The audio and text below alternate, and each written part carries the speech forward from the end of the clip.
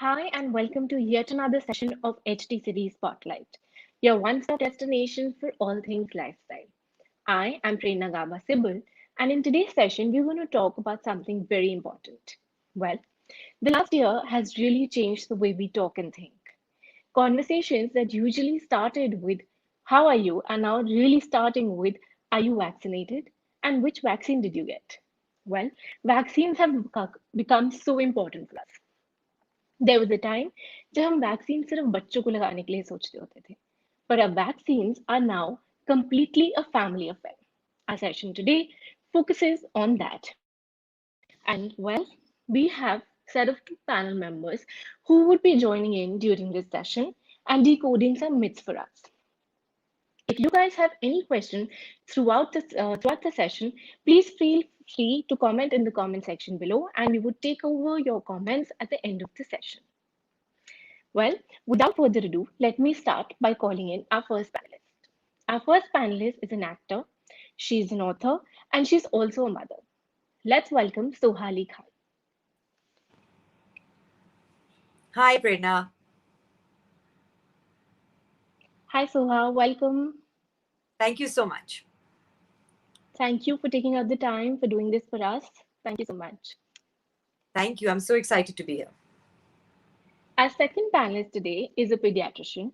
She's, of course, involved in the COVID activities right now, but we're very happy to have her on board. Let's welcome Dr. Sampada Tambolkar. Hello. Hi, Prerna. Hi, Soha. I'm really Hi, excited to be Doctor. here. Thank you. Thank you Yeah. so much for taking out the time and joining in with us. Thank you so Our much. session today, our session today is presented by Sanofi Pasta. Sanofi Pasta has brought this conversation further, where we can talk about how adult immunization is a very important thing. The Sanofi Pasta is basically the world's leading vaccine brand. Now, moving forward, we all have really become conscious about our health. The last year has made us think and prioritize our health today. Well, when I talk about vaccinations, I don't only mean the COVID vaccine, which we all are very getting done right now, but also a lot of other vaccines that help as a preventive measure. Even in terms of your basic flu, the vaccine is very important. But let's get started and have the doctor talk about it. Dr. Sampada, I would like to start with you. How does the whole vaccine scenario go right now during the lockdown? How are you managing the entire thing? Well, Prerna, for the last year, almost 1 year and 1 month, we've been into the lockdown, and we, as pediatricians, have seen that the first toll it took was on the vaccination. See, vaccination is important. It needs to be done on time, and this has been emphasized time and again. And I'm re-emphasizing that fact because right now everybody, the whole entire country is going gaga over the COVID vaccination, not realizing that the other vaccinations are equally important, or rather in kids they are far more important than the COVID vaccination, because we have needed almost 25 years to eradicate polio. We are into the 50th year of measles vaccination. We still haven't managed eradicating measles.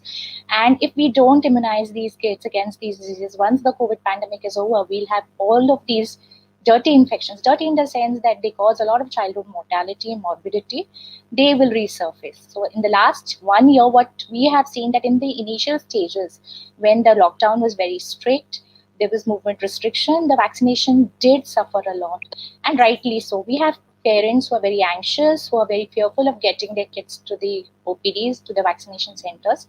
But as pediatricians, what we have really, or rather as healthcare providers, even at the government setups, we have actually provided areas which would be sanitized, or we would do only an appointment based vaccination schedules. We would prevent overcrowding in our clinics, and rightly so, we have the mercy of the combination vaccines. So we have vaccines which are preventing 5 diseases in one and 6 diseases in one. That is the pentavalent hack vaccines, the hexavalent vaccines. And we are trying to do 2 or 3 shots in one visit and minimizing the visits to the pediatrician's clinic or the vaccine facility. Okay, lovely. Thank you so much, Dr. Sampada. You know, usually when we think of a pediatrician, the first thing that comes to our mind are, colic and babies and frantic midnight calls that I'm sure you would be getting. But that's not it. You know, pediatricians are now taking vaccination for adults very, very seriously. And this being the World Immunization Week 2021, I think this is the best platform to basically spread awareness about it. So, coming to you, um, is it a family affair for you talking about vaccines? How is it at your place? I am firstly very, very thankful to have Dr. Sampada uh, and to be able to talk to her at this point when I know that she must be so busy and so overworked, especially over the last year. To have access to you and to be able to talk to things that matter so much to me as a mother of a young child is invaluable to me. And especially when it comes to things like vaccinations, where I've had conversations with people across the world, a lot of people who still feel that perhaps vaccinations are not necessary, and that there's an argument for not vaccinating your child. And I so passionately believe that there are life-saving um, steps that you take to protect your children, especially when they're very young and they haven't developed the immunity. And they really need to take those essential shots. And we are all, especially parents, very well aware of all the shots that we need to give our children and all the oral drops to protect them against polio, to protect them against measles. We are aware of that, and we do that diligently till they're around 2 and 2.5. My child is now 3.5, and I really actually don't know what happens after that age. And when they enter into their teenage years, adulthood, is it still necessary for them to take vaccines? And this is something that I wanted to use this opportunity to ask Dr. Sampada. Once your child becomes 3 years old, what vaccinations should they take? Well, Soha, it's a lovely question because that kind of cripples in most of the parents' minds. And rightly so, the first year I always say we have the parents running behind the pediatricians. The second year, both of them running behind each other. And the third year, the pediatricians have to actually run behind the parents saying that vaccination is not yet done. So in the first 2 years, like you've already given your shots to Inaya, she's 3.5 years. So you must have finished most of your Indian Academy of Pediatrics mandatory vaccination schedules. But after 3 years, what happens is that they need their yearly seasonal flu shots. And the IAP, that is Indian Academy of Pediatrics, we as a community believe that the yearly flu shots need to be given till the age of 5 years at least, more the merrier. And of course, then once she goes into her preschool years, that is at 4.5 years, she would need her DPT boosters, that is a second booster. If you haven't taken your chickenpox and the MMR second booster, then that would be another shot which needs to be done. Well, so I have just to get into that more, what everybody's talking about COVID and what it has done to us and all. But the only silver lining is that we have realized that adults also need vaccinations and adolescents also need vaccination. So the entire conversation from a young parent talking about their child's vaccination has shifted to their parents' vaccination. And I think that's the blessing in disguise over here, that, when Jenner actually started vaccinations for smallpox, its first vaccine which was developed, he never developed it only for kids. He did it for the entire community. So from Jenner's vaccination from the child and the adult, we've come a full circle to adult vaccination during COVID times. And I think it is important to understand that vaccination is from a womb to a tomb affair. It doesn't stop once the child becomes 5 years old. Okay? No, that makes complete sense, especially because when you are at my age, perhaps you think that your immunity is very strong and you'll be able to withstand things like the flu or even a lot of people feel at a young adult stage, you might be able to fight diseases like coronavirus without taking a vaccine.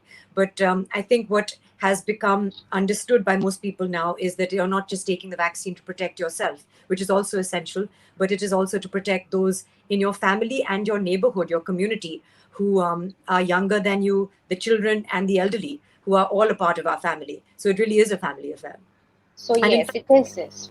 I wanted So to it's ask you because connected. my pediatrician has sent me a message, saying that we can visit the clinic as a family. And I was wondering whether perhaps you are also doing things like that, and whether you're seeing families coming together and everyone from a young infant to a grandparent. And perhaps if you can tell us which ones make better patients. Actually, on a lighter note, a diva is a diva. Young or old, she's a diva. So we love both the age groups. But my But you personal said choice she's is a a diva. You said she is a diva, where I generally feel that it's the he's who are the ones who cry Yeah, more, who are the divas? make more of a fuss. True.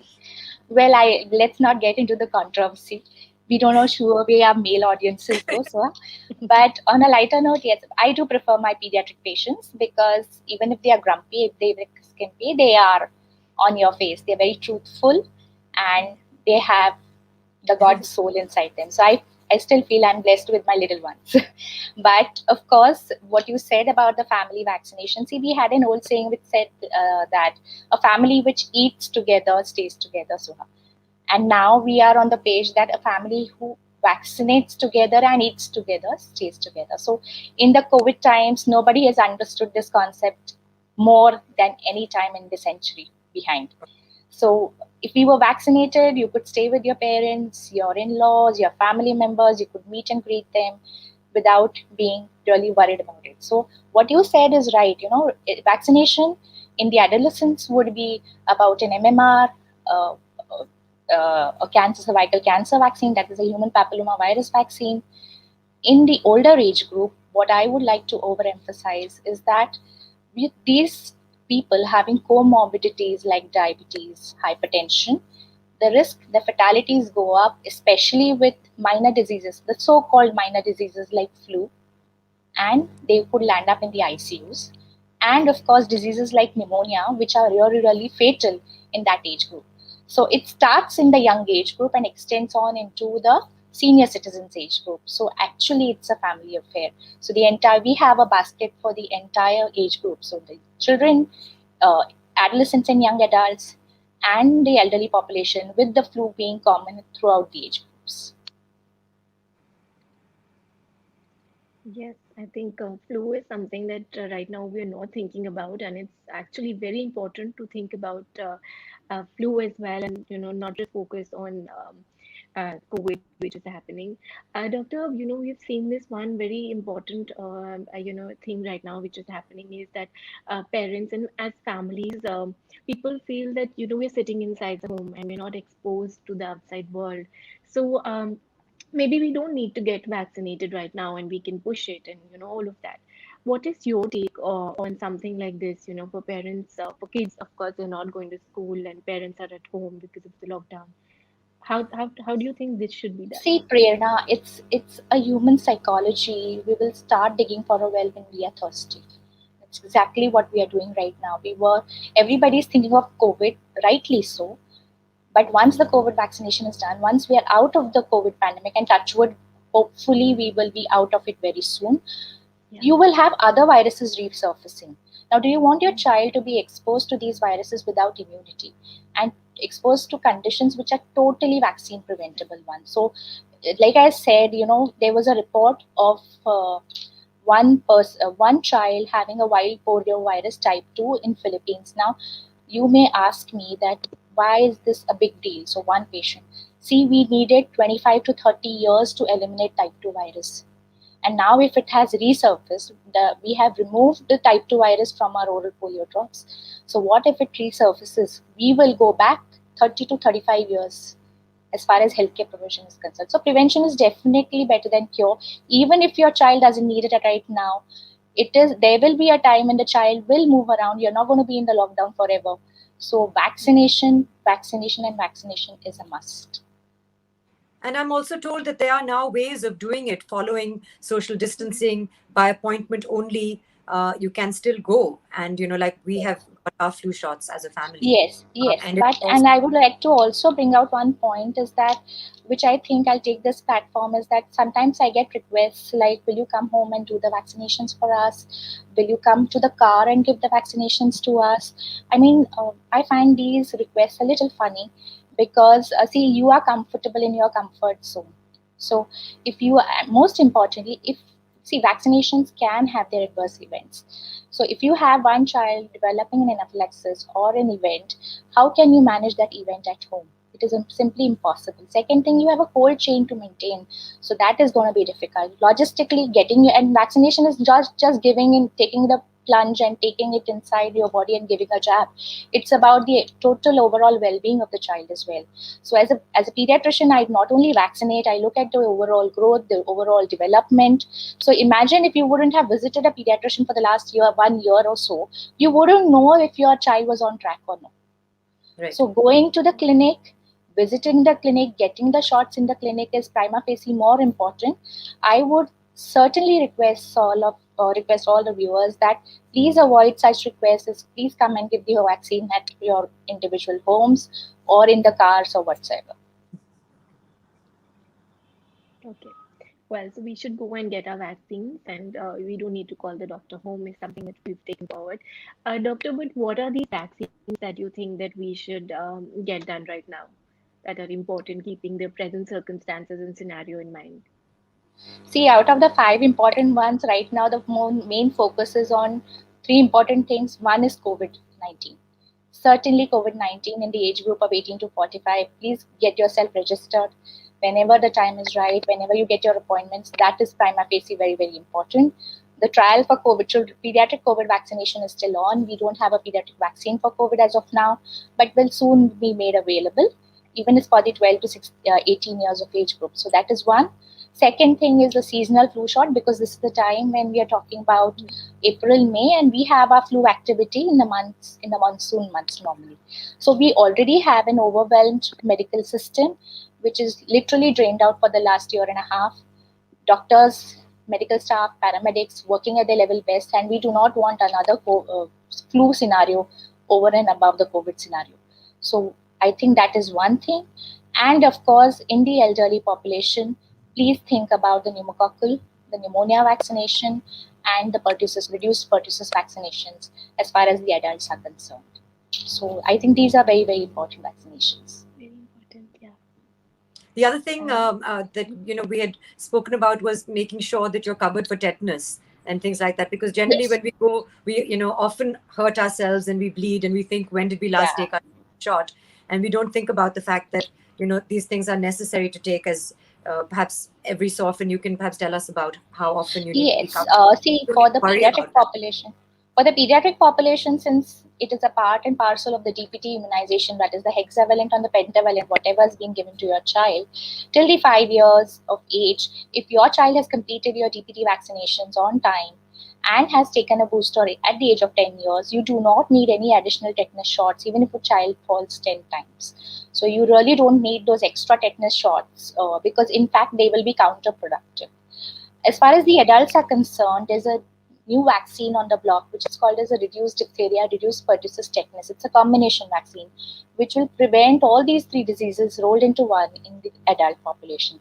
So if you take, their ideal recommendation is that you take one DTaP vaccination every 10 years, and of course in between, after 5 years, if the tetanus toxoid immunity goes down, so maybe after 5 years you can do a pure TT vaccine. You really don't have to give yourself a tetanus toxoid shot every 6 monthly or every time that you get hurt or something. So you don't need it. Okay, lovely. Thank you so much, Doctor. I would want to take some questions that people are writing into us as well. So there is somebody who has asked, help me understand if it's better to take a vaccine for protection or my natural immunity to overcome an infection is enough. See, I would like to simply answer in one sentence that both of them, the job is to produce antibodies. But if you have a disease, for example, I'll give you a simple thing, it's like measles vaccination. If your child, you'll say that let my child suffer from measles and then let him or her get the natural immunity. Now you don't know which way that virus is going to go, whether it's going to leave any residue or no. And measles is we have deaths of about 2 to 3 patients per 1,000 population. And you can land up with encephalitis, that is brain swelling. You can land up with permanent blindness because of vitamin A deficiency, and you can land up with a reduced immunity and will push your child into malnutrition. And so, are you ready to accept all these things? Vis-a-vis, a measles vaccine is going to give you an over and above 95% protection minus the side effects. So, Which way will you like? Do you want your disease body to suffer from the disease, have residual deformities, or rather than that, prevent a disease and have a hale and hearty immune system? So even for COVID right now, we've had patients of COVID who suffered from COVID-19, and then the question is that I have already got a COVID-19 infection. Why do I need the vaccine? The why you need the vaccine is that wane off after some time. So if you vaccinate yourself, even after COVID, you are going to maintain an X number of antibodies and are going to fight out the infection. And therefore, it is prima facie very, very important that you get a vaccine rather than suffer from the disease. So definitely natural immunity is a no-no, vaccine immunity is a yes. Okay. Of course, I think prevention is always better than cure. So, as a preventive measure, it's very important to take these vaccines. I will take up the next question. All this while, I have been seeing my parents taking flu vaccines or some other vaccines during traveling abroad. So, I would like to know, Dr. Sampada, whether the vaccination should be an annual affair generally for adults. Oh, yes, especially when you have 50 years plus individuals with comorbidities like diabetes, hypertension, heart disease, kidney issues, and which most of we are heading in for a non-communicable diseases epidemic later on. It's like epidemic of hypertension, diabetes, and I think all adults will be facing, touchwood should not, but will be facing any of these comorbidities. So like you take uh, your parents to a physician for an annual or a 6 monthly blood sugar check or a 3 monthly hypertension check, I think an annual visit for vaccination is a must on the diary, the health diary. So a flu vaccine every year is a must. A pneumococcal vaccine in the senior citizens, followed by a pneumo 23 booster, is a must. And like Soha said, the one with the tetanus one, the reduced diphtheria, pertussis, and tetanus would be very, very important for adults.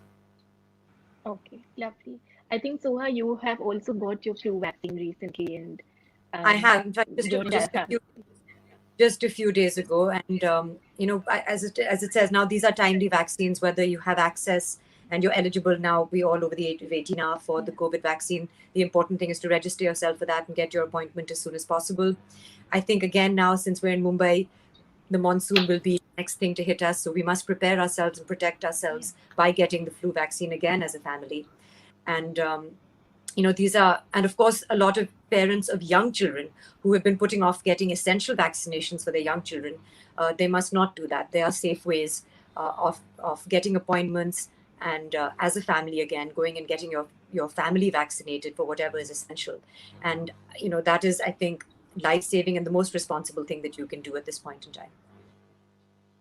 Yes, definitely. It's good for us as well as our entire community. Moving on, I have a few more questions. My child is going to be 5 years in June, and at this time, what vaccine is due for him? Well, at 5 years, at between 4.5 to 5 years, he would be needing his second DPT booster. If he's not been given an MR or an MMR previously, then he would need an MMR booster, a chickenpox booster, and if he's not been given a typhoid previously, a typhoid booster, a typhoid conjugate vaccine would be important at 5 years of age. And of course, not forgetting that this is month of April and May, gear him up for his flu vaccination and give him his flu vaccine right now. So these are a list of vaccines which he would need at the age of 5 years. All right, thank you so much. I hope that solved your question. Another question is, when is the peak flu season in India, and when would be the right time to take flu shots?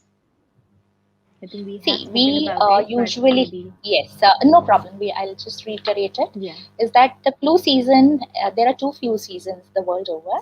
One is the northern hemisphere witnesses another season, and we as Indians witness some other season. Now we have maximum flu activity in India in the monsoons. That is a time when we have a lot of patients of cough, cold, fever, respiratory distress, pneumonias coming up to us. So we are witnessing seasonal problems between the months of June to maybe October, and that's most of India. Barring the northern states, that's Jammu Kashmir and a part of Punjab, they witness flu activity during the winter months, like the Western world. So for us, as a community, as Indians, we should be getting a flu vaccination 1 or 2 months prior to the onset of the flu season. That would be in the month of April and May. And remember that flu vaccination comes in two strains. The WHO demarcates two strains of flu vaccinations every year. One is the northern hemisphere and the southern hemisphere. We get a new flu vaccine every year in the month of April for our monsoon epidemic, and we get another vaccine in the month of October or November for the northern hemisphere. But we as Indians should make our calendar registered for flu vaccination in the month of April and May. All right. So April and May it is, and I think that's what even Soha said that she got it done now because the Yes. season is about to come. Soha, how do you take care and how do you make sure that your daughter Inaya is getting all the vaccines and everybody else in the family now? Because we are talking about adult immunization as well. How do you keep a track of the right vaccines being given to everybody in the family? Is there a way that you take care of that? Well, I mean, the good thing is that I'm hyper organized about things that I care Okay. about. So that's everything from finishing homework to essentially health, which has to be a priority. And one thing, again, like we were discussing, the pandemic has brought to the forefront is how important it is to have a healthy immune system and to protect your health against so many things. What is wonderful now is that the medical community has worked so hard and so much investment has gone towards creating vaccines that protect us. And like we've discussed, prevention is better than cure. So it is very important to take benefit of what exists. And like Dr. Sampada said, of course, in the first 2 years as a mother, you're constantly, you know exactly what to do, and then you become a little bit lax. And I would say the best thing is to be in touch with a good GP and a good pediatrician, because they will, of course, reinforce what you need to do. But I have a chart, and we make sure that we keep that chart up to date when it comes to my daughter. Certainly, I'm sure that I've lost my own chart, but of course, when it comes to my daughter, I have an up to date chart, and so does my pediatrician, and we're always comparing notes as to what is needed and what is not, and we maintain that. Lovely, lovely. I think the chart helps. Few more questions that are coming in. We can quickly address them. For the senior citizens who have taken COVID vaccine, when can they take their day flu vaccine or other flu vaccines? Well, ideally not before 2 weeks. So, Okay. if to be on the safer side, you can leave a gap of 2 to 4 weeks. So, if you've taken your COVID second dose, at least for 14 days, you shouldn't be taking any other vaccine. So, maybe from 2 to 4 weeks would be the time gap that you can keep between any. Okay, lovely. So 2 to 4 I have a weeks is question, what we. only because Yes. I've recently taken my flu shot. What about me, and when I should take my first COVID shot? But I guess you've taken your flu shot about a month back. No, I've taken it about 10 days ago. So you could definitely wait for another week. And anyways, we will be needing some time till the 18 to 45 age group opens up as far as Maharashtra is concerned. So by the time you're registered and you take it, that time lap would have elapsed. I think that answers your question, Soha. Yes. There's another one coming in. My kid is 2 years. When to give flu vaccine and how many doses? Which flu vaccine should be given? See, let's answer the first part as to how many Yeah. shots and when to give it. We can start flu immunization at the age of 6 months of age. Now that the child is 2 years old, it's good enough an age group to start. So if you given a 6 months and a 7 months vaccine initially, so flu vaccine whenever you give 2 doses, if you give it for the first time in your life, is then 8 years, 9 years, you will need to give 2 doses 4 weeks apart, and then subsequently every year 1 dose has to be given. But if you've not taken any flu vaccine before that, then this is the time to start flu vaccination and give it at least 4 weeks apart, 2 doses. If you've taken a flu vaccine in the first year of life, just 1 dose as a booster would be good enough for the human. Okay, great, perfect. There's somebody asking, is vaccination safe for people suffering from varicose veins? Absolutely, there's no reason or contraindication for the same. Okay. I have autoimmune problem, which is APLA, and my LAC is positive. Is there any vaccine to fight and overcome this? Can it be vaccinated? Well, unfortunately, it's an autoimmune disease. So you can prevent infections, especially if the steroids, etc., have been used. But I can't think of any vaccination which can actually prevent the disease process itself. If you are on steroids, after the doses on the tapering dose, you can definitely take your vaccines and prevent yourselves from diseases which I've already mentioned. But as of now, any vaccination which would prevent it, I think it's in a nascent stage. Okay, lovely. Again, prevention is something that we should look forward for. There's somebody who's asking, how can we keep children safe and engaged now that we are in the lockdown? I think, Prerna, this is something that you can answer for us. How do you keep your daughter engaged and safe at home? Oh, it is difficult to engage a 3-year-old. And I think the idea is that firstly, we must all not put too much pressure on ourselves to be, exemplary right now. It's tough times for everyone, and you must look after your own mental, spiritual, physical health first, and then be able to look after the family. And that's something I've learned the hard way. Many times I neglect myself, and then, I pack up and I'm unable to look after others who depend on me. So make sure that you carve time for your own happiness, your own relaxation, because this was a long haul. March last year, we weren't sure how long it was going to last. We seem to be perhaps arguably in a worse position this year, and this is the long term.